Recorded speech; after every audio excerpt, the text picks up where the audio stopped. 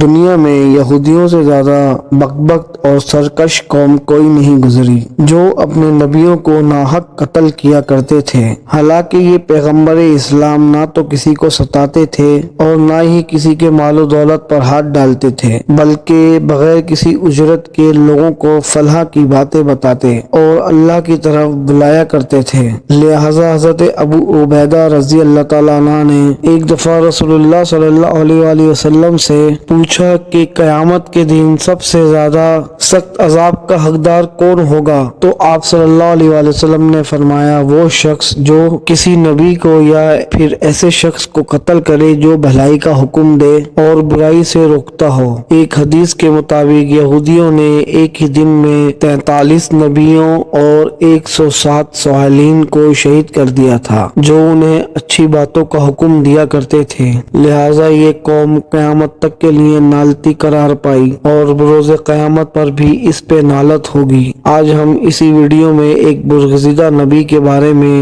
حضرت یحییٰ علیہ السلام کی شہادت کا واقعہ کو جانیں گے۔ حضرت یحییٰ علیہ السلام حضرت زکریا علیہ السلام کے بیٹے تھے۔ حضرت زکریا علیہ السلام بھی اللہ کے پیغمبر تھے۔ اولاد نہ ہونے کی وجہ سے حضرت زکریا اور آپ کی اہلیہ بہت غمگین رہتے تھے۔ حضرت زکریا علیہ السلام کو اکثر یہ خیال آتا تھا کہ میری کوئی اولاد نہیں اور میرے مرنے کے بعد میرے عزیز اور میرے بھائی ہرگز اس قابل نہیں کہ وہ بنی اسرائیل کی ہدایت اور اصلاح کے سلسلے کو آگے بڑھا سکیں۔ اگر اللہ رب العزت مجھے ایک بیٹے سے نواز دے تو میرے بعد بھی بنی اسرائیل میں دین تبلیغ کا کام جاری رہے گا۔ لہذا آپ نے اللہ کی دربار میں بہت التجائیں اور دعائیں کی۔ اللہ تبارک و تعالیٰ نے آپ کو بڑھاپے میں اولاد عطا کرنے کا فیصلہ کیا۔ اللہ نے ایک فرشتے کے ذریعے زکریا علیہ السلام کو یہ خوشخبری دی کہ ہم تمہیں ایک بیٹا دیں گے جس کا نام یحییٰ رکھنا۔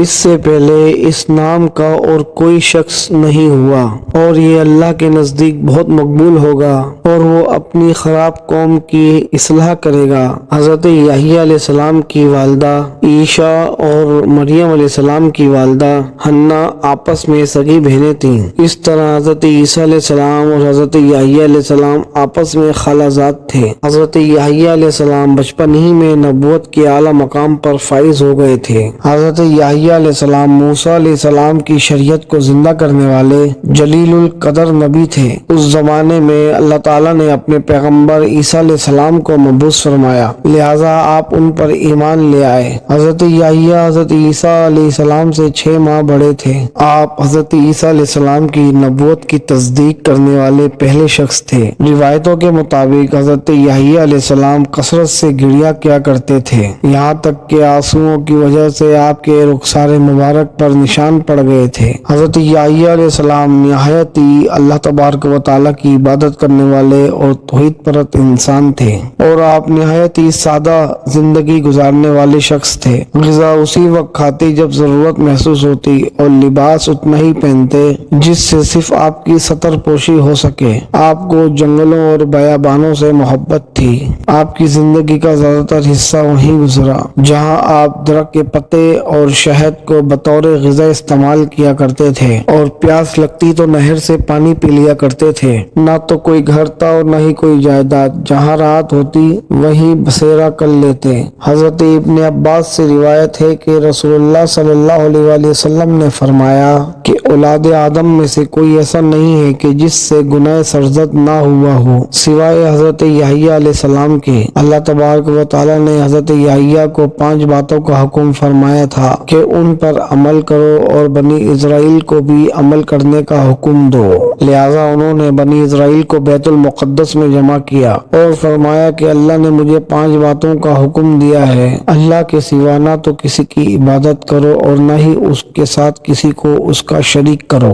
میں تمہیں نماز کا حکم دیتا ہوں جو خوشی اور دل سے ادا کرو، اور میں تمہیں روزہ رکھنے کا حکم دیتا ہوں۔ بے شک روزے دار کے منہ کی بو اللہ کے نزدیک مجھ سے بھی زیادہ معطر اور پسندیدہ ہے، اور میں تمہیں صدقہ کرنے کا بھی حکم دیتا ہوں اور کثرت سے اللہ کا ذکر کرتے رہا کرو۔ حضرت یحییٰ علیہ السلام کی وفات کے متعلق مفسرین نے مختلف واقعات تحریر کیے ہیں، تاہم مفسرین کی اکثریت نے جس واقعے کو بیان کیا ہے وہ لوقا کی انجیل میں کی کتابوں میں درج ہے۔ لہذا خلاصہ یہ ہے کہ حضرت یحییٰ علیہ السلام کے زمانے میں یہودیوں کا بادشاہ ہیرود ایک عیاش شخص تھا، جس کی وجہ سے پورے بنی اسرائیل میں عیاشی پھیل رہی تھی۔ اس نے اپنے حقیقی بھائی فلیپس کی بیوی ہیرودیاد کو بغیر نکاح کے اپنے گھر رکھا ہوا تھا، جس کی وجہ سے حضرت یحییٰ علیہ السلام چونکہ نبی تھے اور دعوت حق کا کام سر انجام دیتے تھے، لہذا انہوں نے بادشاہ کی اس فحش حرکات پر آواز بلند کی، جس کے نتیجے میں انہیں گرفتار کر کے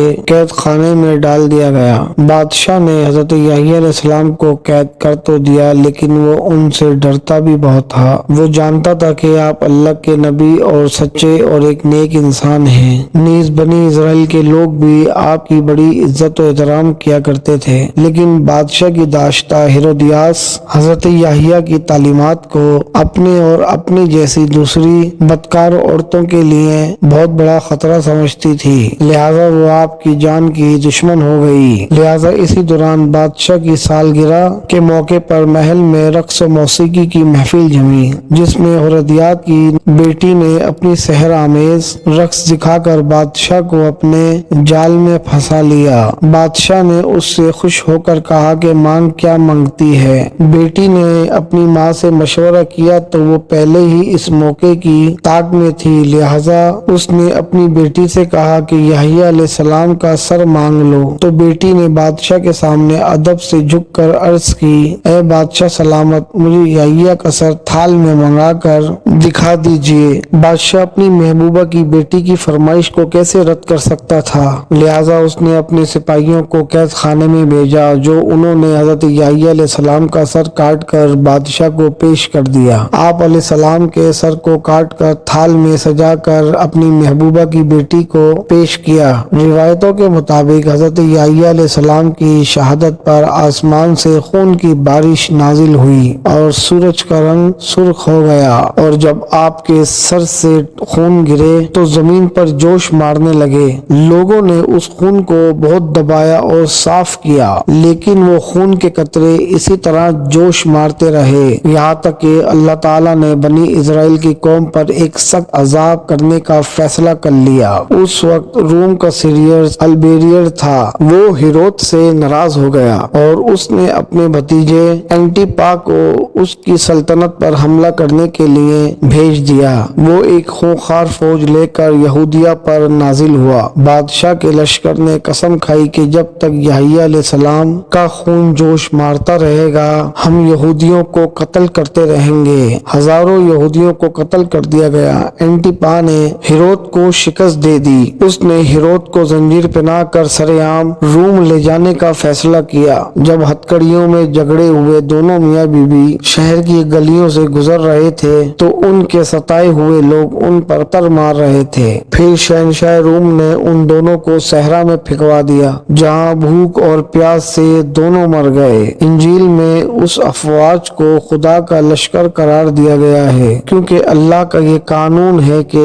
وہ سرکش قوم پر دوسری سخت اور جنگجو قوم کو مسلط کر دیتا ہے، جو ان پر قہر بن کر ٹوٹتے ہیں اور وہ اس قوم کو تباہ کر ڈالتے ہیں۔ مؤرخین نے لکھا ہے کہ اموی خلیفہ ولید بن عبد الملک مسجد تعمیر کروا رہے تھے تو اس دوران وہاں پر ایک غار دریافت ہوا۔ اطلاع ملنے پر وہ خود غار میں داخل ہوئے، دیکھا کہ ایک صندوق میں انسانی سر رکھا ہوا ہے اور اس صندوق پر لکھا ہوا تھا کہ یہ یحییٰ ابن زکریا کا سر ہے۔ ان کا چہرہ مبارک اور بال اپنی اصلی حالت میں موجود تھے اور یوں لگتا تھا کہ جیسے ابھی شہید کیے گئے ہوں۔